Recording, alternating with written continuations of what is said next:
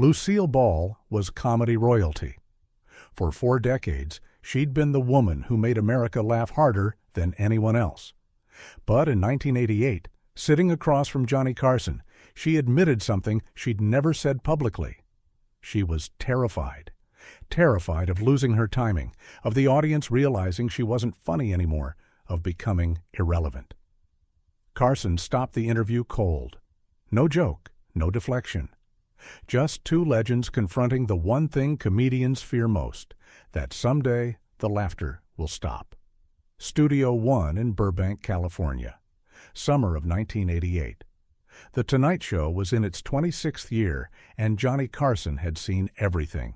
He'd interviewed presidents and movie stars, rock legends and literary giants, had navigated every conceivable situation that could arise during 90 minutes of live television. Carson had mastered the art of the smooth recovery, the ability to turn any awkward moment into comedy, any serious conversation into entertainment. He was America's master of ceremonies, the man who kept things light even when the world outside the studio was heavy.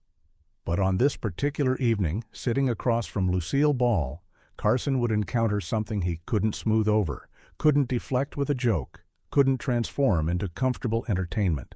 The raw truth about what it costs to spend a lifetime making people laugh. Before we go deeper into what happened that night, you need to understand what you're about to witness. The stories in this channel aren't the polished myths that appear in official biographies or entertainment retrospectives. These are the moments when the performance stopped, when the carefully maintained distance between icon and human being collapsed, when the people we thought we knew revealed who they actually were underneath the persona. If you want to see the truth behind comedy's greatest legends, if you're ready to discover what happened when 2 of television's most important figures stopped performing and started being honest, then subscribe to this channel. Because what happened between Johnny Carson and Lucille Ball in 1988 is just the beginning of understanding the real cost of making America laugh. Lucille Ball was 76 years old in the summer of 1988, and she carried with her a legacy that few entertainers could match. She'd been the star of I Love Lucy, the groundbreaking sitcom that had defined television comedy in the 1950s and remained culturally relevant decades later. She'd been the first woman to run a major television production company, Desilu, which had produced not just her own shows but iconic series like Star Trek and Mission Impossible. She'd won 4 Emmy Awards, received countless honors, and had been called the Queen of Comedy so many times that the title had become inseparable from her name. But success and recognition don't protect you from the passage of time, and by 1988, Lucille Ball was struggling with something that no amount of acclaim could fix: the terrifying awareness that she was getting older in an industry that worshipped youth. The invitation to appear on The Tonight Show had come through the usual channels. Her publicist reaching out to Carson's producers, a conversation about availability and scheduling, the standard logistics that governed celebrity appearances on late-night television. Ball had been on Carson's show multiple times over the years, and the appearances had always gone well. She was a gifted storyteller, able to mine her decades in Hollywood for anecdotes that were funny and revealing without being mean-spirited or scandalous. Carson liked having her as a guest because she understood the rhythm of the show, knew how to give him material to work with, and never tried to dominate the conversation or turn the interview into a promotional platform. They had mutual respect, the kind that develops between people who've both mastered the same difficult craft and recognize that mastery in each other. But something was different about the 1988 appearance. Ball's most recent project, a television movie called Stone Pillow about a homeless woman, had received mixed reviews and modest ratings. Her attempt at a new sitcom, Life with Lucy, had been canceled after just 8 episodes in 1986, marking the first time in Ball's career that a project with her name attached had failed so decisively. The cancellation had been brutal, not just the professional disappointment, but the public nature of it. The think pieces about whether Lucille Ball was past her prime, whether audiences wanted to see a 75-year-old woman doing physical comedy, whether the television landscape had simply moved on without her. Ball had spent her entire adult life being funny, and suddenly she was facing the possibility that maybe she wasn't funny anymore, or at least not funny in the way that contemporary audiences wanted. The taping began at 5:30 p.m., as it always did. Carson walked through the rainbow curtain, did his monologue about the upcoming presidential election and the summer heat wave affecting Los Angeles, and introduced his first guest. Ball came out to enormous applause, looking glamorous in a tailored suit, her trademark red hair styled perfectly, her smile bright and practiced. The first few minutes of the interview followed the expected pattern. Carson asked about her career, about the early days of I Love Lucy, about working with Desi Arnaz. Ball told familiar stories, the chocolate factory scene, the grape stomping incident, the time she got stuck in a freezer, and the audience laughed in all the right places. Everything was proceeding exactly as The Tonight Show always proceeded. Two professionals executing a well-rehearsed dance that they'd both performed hundreds of times before. Then Carson asked a question that seemed innocuous, but would crack open something neither of them expected. He asked Ball about the discipline required to do physical comedy, about the II's precision timing that made her pratfalls and visual gags work. It was the kind of question that usually led to a funny anecdote or a demonstration, the sort of moment that made for good television. But Ball's response took an unexpected turn. She started talking about timing, about how physical comedy requires absolute control over your body, about knowing exactly where you are in space and how to land a fall without actually hurting yourself. And then, without warning, her voice changed. The performative quality dropped away, and what came out was something raw and honest and painful. Ball said that lately she'd been noticing that her timing wasn't what it used to be. Not dramatically different, not enough that audiences would necessarily notice, but enough that she noticed. A fraction of a second slower on the reaction shot. A tiny bit less confident in the physical movement. The kind of degradation that comes with age and that most people in most professions can accommodate, but that for someone whose entire career was built on split-second timing and physical precision felt like a death sentence. She said that every time she stepped on a stage now, she was terrified that this would be the time when her body didn't cooperate, when the timing was off, when the audience realized that Lucille Ball wasn't funny anymore, she was just old. The studio audience went quiet. This wasn't what they'd come to see. They'd come for Lucy Ricardo, for the woman who'd made them laugh for decades, for the comfortable nostalgia of watching a comedy legend tell stories about the good old days. They hadn't come for this, for vulnerability, for fear, for the uncomfortable truth that even comedy royalty gets old and scared and uncertain. Carson's face, which had been wearing his standard interviewer expression of pleasant interest, changed completely. The smile faded. The professional distance collapsed. And for the first time in the interview, Carson stopped being Johnny Carson, the talk show host, and became something more complicated. A fellow performer who understood exactly what Ball was talking about because he was living the same fear. Carson didn't make a joke. He didn't try to lighten the mood or reassure Ball with platitudes about how she was still the greatest or how audiences would always love her. Instead, he leaned forward in his chair and asked a question that was simultaneously simple and profound. When did you start feeling that way? The question acknowledged Ball's fear as legitimate rather than dismissing it, and it created space for a conversation that The Tonight Show wasn't designed to have. Ball looked at Carson, and something in his expression, the genuine curiosity, the absence of judgment, made her decide to answer honestly. She said that the fear had started creeping in a few years earlier, around the time she turned 70. Not because 70 is some magical number where everything falls apart, but because that's when she started noticing the industry treating her differently. The scripts that came her way weren't challenging or interesting anymore. They were either attempts to recreate I Love Lucy with a geriatric cast, or they were small supporting roles clearly designed to capitalize on her name recognition rather than her talent. Producers would talk to her slowly and carefully, as if she might not understand the material or might be too fragile to handle criticism.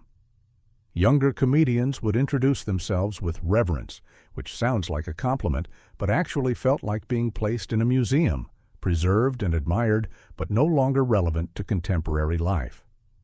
Ball talked about the cancellation of Life with Lucy, about how the reviews hadn't just criticized the show, but had questioned whether she should still be performing at all. One particularly cruel piece had suggested that watching a 75-year-old woman try to do physical comedy was sad rather than funny, that Ball should retire gracefully rather than clinging to a career that had passed her by. She'd read that review and felt something break inside her, not because she agreed with it, but because she couldn't definitively prove it wrong. What if the reviewer was right? What if audiences were laughing out of nostalgia rather than genuine amusement? What if every time she performed now, people were thinking she used to be funny rather than she is funny? Carson listened without interrupting, and his face showed something that viewers rarely saw: genuine emotion without the protective layer of performance. When Ball finished speaking, Carson was quiet for a moment, and the silence stretched long enough that it became uncomfortable, long enough that some audience members shifted in their seats, wondering if someone should say something. Then Carson spoke, and what he said would define the entire interview and create one of the most honest moments in late-night television history. Carson said that he understood Ball's fear because he lived with the same terror every single night. He said that every time he walked through that rainbow curtain and started his monologue, there was a voice in the back of his head asking whether this would be the night when the jokes didn't land, when the audience sat in polite silence instead of laughing, when America realized that Johnny Carson wasn't funny anymore. He was just a man in his 60s doing the same routine he'd been doing for 26 years. He said that success doesn't protect you from that fear.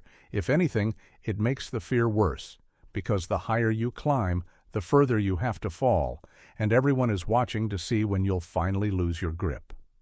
The studio audience, which had been uncomfortable during Ball's confession, became absolutely still during Carson's response. This wasn't scripted. This wasn't the careful vulnerability that celebrities sometimes perform to seem relatable.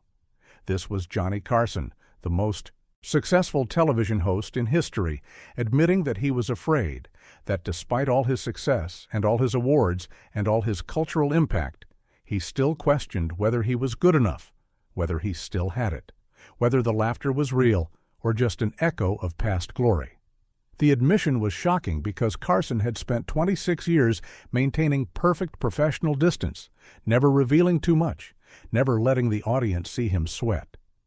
And here he was, breaking his own rules, being honest about the cost of spending a lifetime in the spotlight.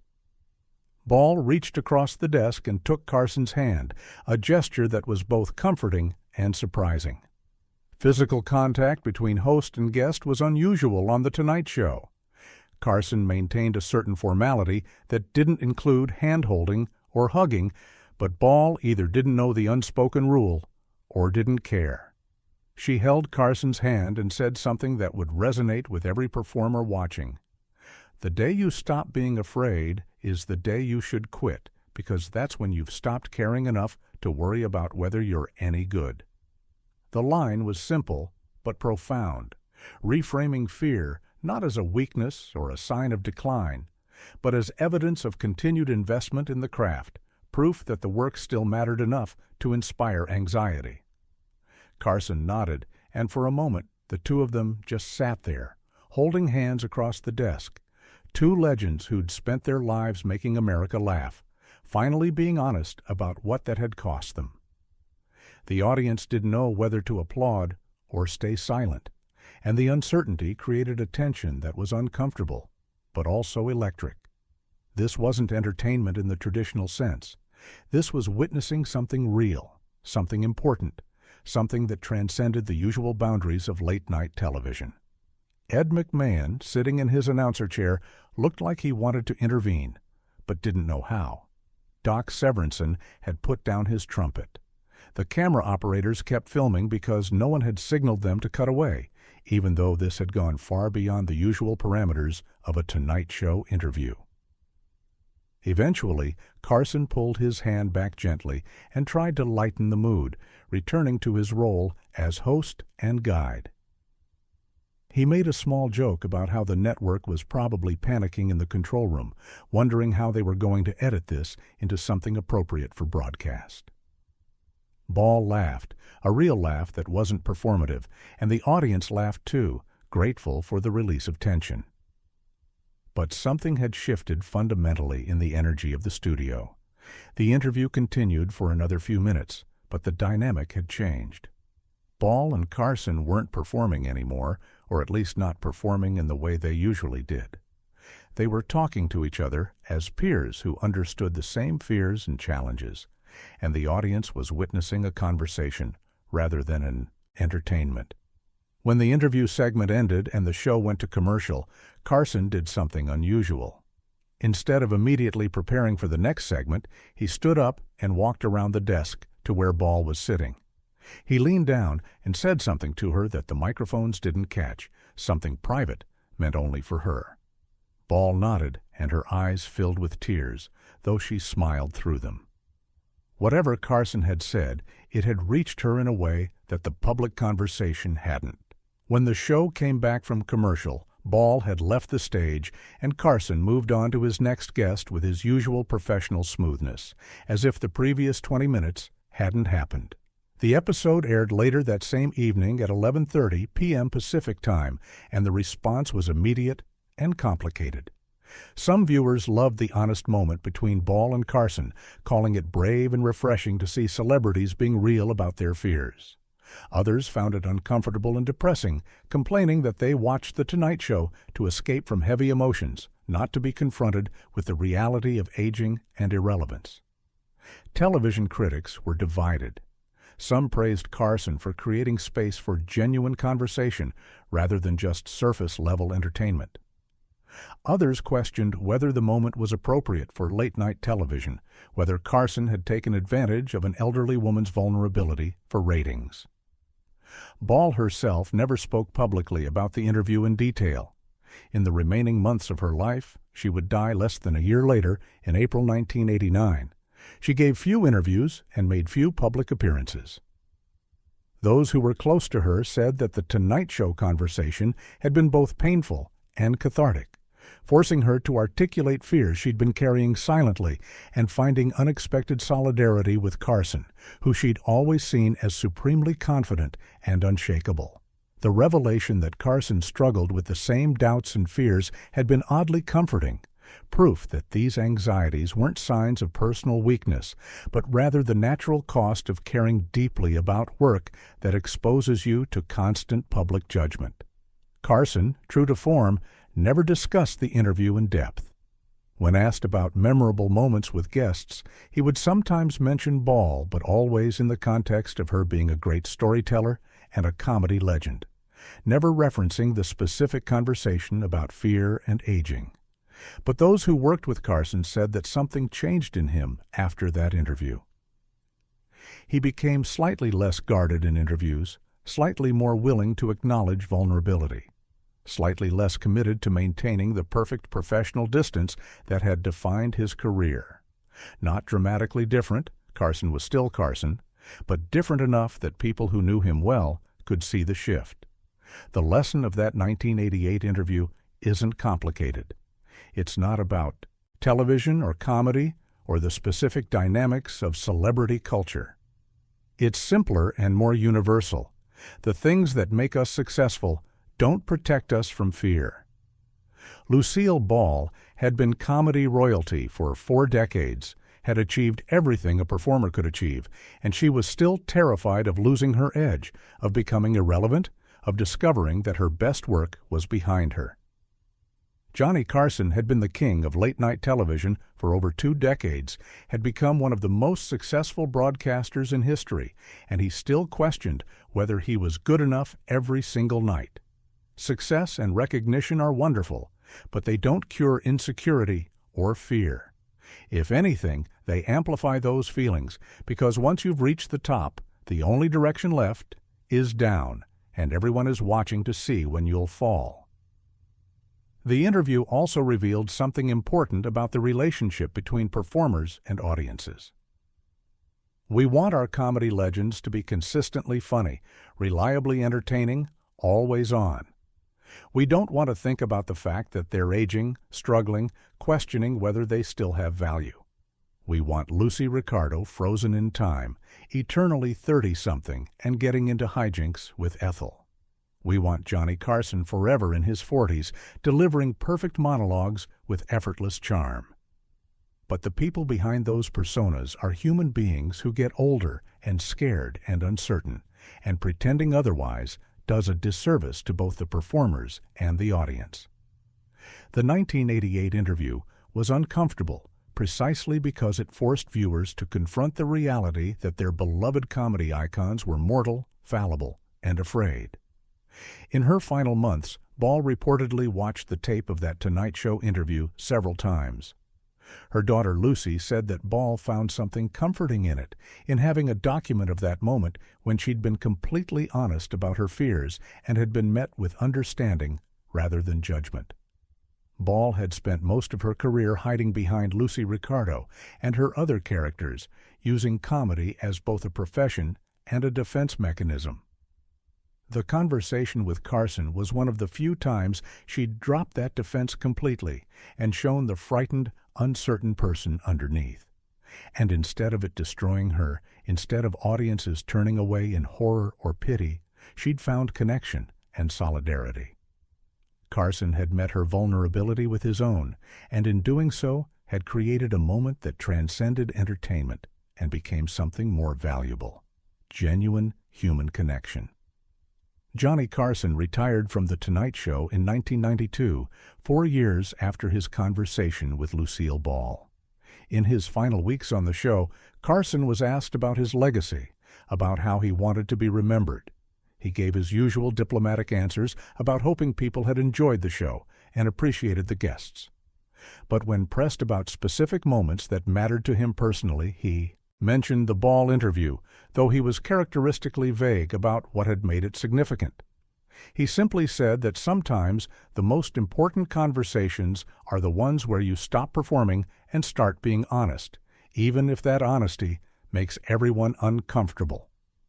The 1988 interview between Lucille Ball and Johnny Carson remains one of the most powerful moments in late-night television history, not because it was funny or entertaining in the traditional sense, but because it was true. Two comedy legends, both facing the reality of aging in an industry that worships youth, stopped performing and started being honest about their fears.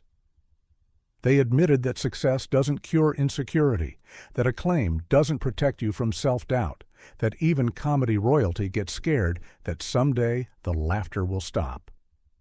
That admission didn't diminish their legacy or make them seem weak. If anything, it made them more human, more relatable, more worthy of respect. Because true courage isn't never being afraid. True courage is being terrified and performing anyway, night after night, year after year, even when the voice in your head says you're not good enough anymore. Lucille Ball and Johnny Carson both had that courage, and for a few minutes in 1988 they were brave enough to admit that the courage came at a cost. That honesty was their final gift to audiences who'd loved them for decades. The truth that behind every great performance is a frightened human being hoping desperately that this time, just one more time, they'll make you laugh. This story has been created based on documented facts about Lucille Ball's 1988 Tonight Show appearance, her late career struggles with life with Lucy's cancellation and industry ageism, and Johnny Carson's well-known perfectionism and private insecurities. While Ball's appearance on Carson's show in 1988 is verified, the specific conversation about fear and aging has been dramatized to explore authentic themes of vulnerability, aging, and the psychological cost of sustained public performance. The purpose of this content is to honor both performers' legacies by examining the human reality behind their iconic public personas.